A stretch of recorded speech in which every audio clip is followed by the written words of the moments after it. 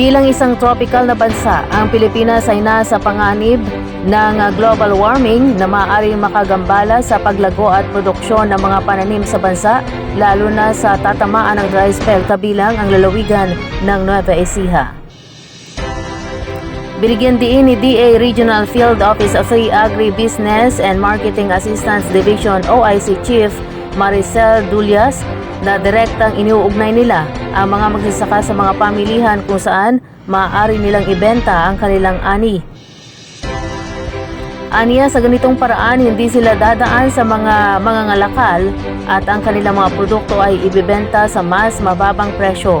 Win-win situation ito dahil mas malaki ang kita ng mga magsasaka habang ang mga consumer ay makakakuha ng mga produktong ito sa abot kayang presyo.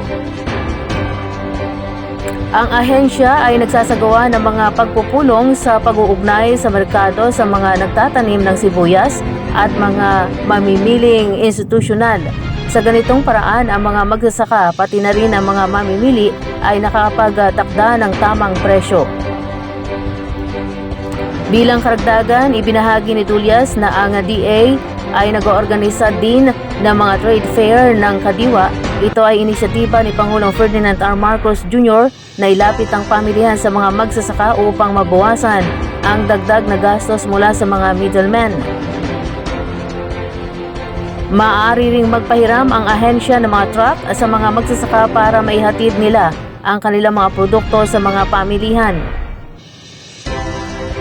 Idinagdag nito na yung mga produkto ay nasa loob ng rehiyon o sa lalawigan, hindi nila kailangang gumastos ng anuman.